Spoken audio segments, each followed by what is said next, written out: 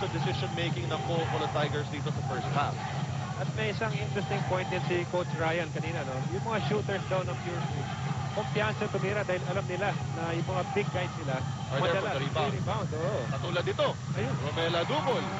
Another offensive rebound. And Pure Foods asserting their might dito sa offensive board. Richard tying the ball game at 32. Once again, off the ball. Uy, Romela Dubol natawagan ng holding foul. Unang foul lamang yan para dito kay Romela Dubol. One of the unsung heroes para sa Pure Foods TJ Giants because offensively, you know, he's not up there when it comes to point production, but does a lot on defense and in rebounding para sa Pure Foods. Yes, saka yung mga intangible na physical, di ba? Oo. Kailangan malaking bagay. Bagay nga sa kanya itong bagong rules eh. Parang kahit sa'yo, bagay sa ano. Yan, kung wala na magkamali eh. Pero hindi naman bago talaga yung rules. It's just some adjustments. A tweak adjustment, correct. Kirby Raimundo drives strong. Wala pa rin. Andyan na naman Romela Dubol. Parang nagsasabong sa ilalim, Richard. Very physical, ano? At, you have to be strong. Yun ang, yun ang bottom line doon. Total 4 rebounds para kay Romela Dubol. Total of 10 offensive rebounds para sa Pure Foods TJ Giants. At si Kirby Raimundo attacking the defense. Ito si MC Caceres na matatawagan ng kanyang pangalawang foul. The chance for Kirby na ibalik ang lamang dito sa Pure Foods TJ Giants. At yan na nga ang ginawa ni Kirby Raimundo. At dun sa play na yun, Richard, no, si Raimundo talaga may advantage offensively over dito si Caceres. Ang teammates ni Caceres will have to help him out, no, dun sa matchup na yun. Alright, approaching the 3-minute mark ng ating first half. Close ball game so far. Ito naman, Ron J. Enrile, binigay kay Telad. An offensive foul, and Mark Clemens Telad acknowledge good defense here for the Pure Foods TJ Giants. And the Coca-Cola Tigers just saw their lead na nawala. Committing another turn. I think half the battle's won already for the Coca-Cola Tigers. To take a look at the shot of the crowd, of course, enjoying. Yan po yung mga nasa ating PBA hot seat. Bagong pakulurin yan ng inyong PBA. Yan ang ideal actually, Richard. Yung para one defense. Para lahat, bahala sila sa kanilang tao. On the other end, ito. Offensive foul. Pangalawang foul. Yung sa play na yun. Because once you help, may malilibre. Yun ang delikado. Puro shooter pa naman. Kasama. Si Raimundo dyan. Ron J. Buenafe. So far a quiet night. Forced shot by Buenafe. Yan ang sinasabi rin, Richard, no? Si Mr. Perry Martinez. Wala na mga bail-out calls. Tatawagin like a four shot kamukha nung kanina. Hindi ka na tatawagan ng foul.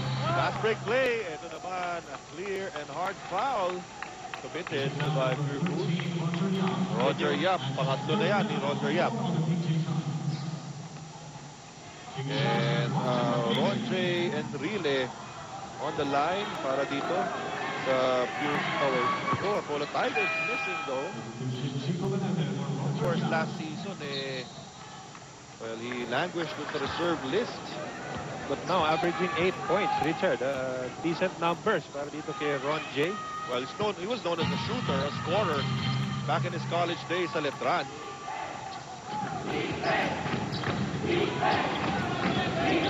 Alright, only a 1-point lead for the Pure Foods TJ Giants. Lanete against Buenafe. Pamaagaw. Ito na ngayon si Peter Jutsimon makes the move. Ito yung one-on-one defense na sinasabi. At wala nagawa yung depensa kayo ni Ron J. kay Peter Jutsimon. And nakita natin a couple of the players, Richard, from the Pure Foods bench, nakatayo cheering on their teammates. Na-mention din ni Coach Ryan yan. Very important yung spirit itong team, itong klase ngayon. Mark Telan with his favorite shot, banking it in. First 2 points para kay Mark Telan, ha? Pabandang tira, no? Kahit Oo. malayo. Kirby.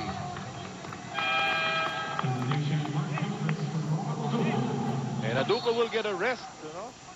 Ito si Mark Pingris, another good rebounder. Checking in. Uy, knockout play. Ito naman si Simon. Travel. Oh, and struggle to regain his balance.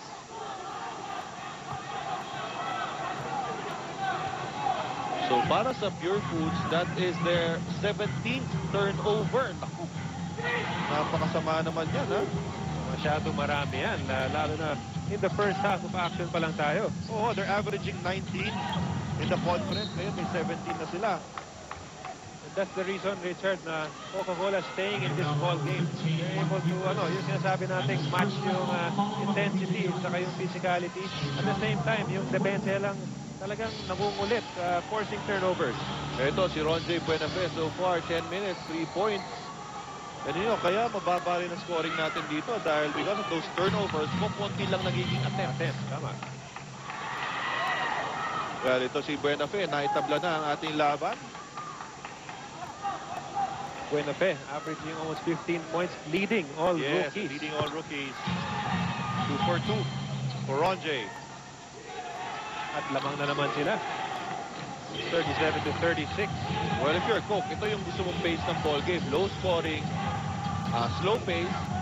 Ayaw may paglaban na shootout against the Pure Foods PJ Giants. James Yap. And a foul is called against Cesar Catney. Kita natin si Cathy. Playing defense nung wala pa yung bola kay James Yap, dinedeny niya, tapos yung nakuha, talagang nakadikit siya all the way. Dumadrive, kaya lang si James Yap may ability talaga na to get to the basket kahit anong depensa mong gawin sa kanya. And I think ito si James Yap talaga has become stronger this year. Kasi na-absorb na nga niya yung mga physical defense that has been given him. Tama yun, at the start of the season, nanibago siya ng gusto. Diba sabi niya, ibang klaseng laro ngayon. Talagang panggaan, pero now, adjusted na rin siya. Well, ikaw rin kasi makakawawa kung hindi ka mag-adjust, di ba? As a player, tatalsik-talsik ka lang dyan.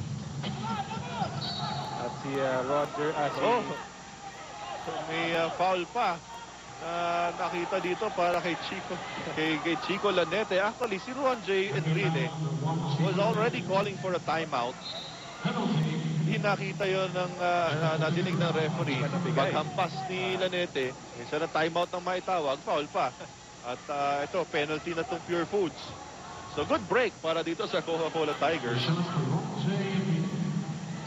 Sinasabi natin, never take anything for granted. Diba? Wala pang pito. Wala pang pito, oo. Pero nagmintis sa unang free throw itong si Ron J. Enrile. Colombia back in the ball game. Siya na naman ang magbabantay dito kay James Yap. Meantime, Enrile with his second free throw. Split. So 2 points para dito kay Ron J. Enrile, that is. Under a minute remaining in our first half. Here's James Yap against Colombia. James Yap makes the move. James Yap supalpal kay Talan. That's good help defense. Ito na ngayon, Ron J. Enrile wants to set things up. Bilisan nila dito, pwede 2 for 1 to Pero ito na ngayon, Buenafe given a high screen. Loses the leather, 11 seconds na titira. The shot clock. And a 30-second timeout is called by Coach Vicky Favis. Dahil ito, golden opportunity for the Coca-Cola Tigers to get the lead. Jensan, masarap ang tunad dyan. Yes. Ito na ngayon, Ron J. Buenafe. Wow. Twisting layup ilang dinaanan niya ron para mai-shoot at mai-banda. Lamang na ang Coca-Cola. And Pure Foods will try to get the last shot of the half.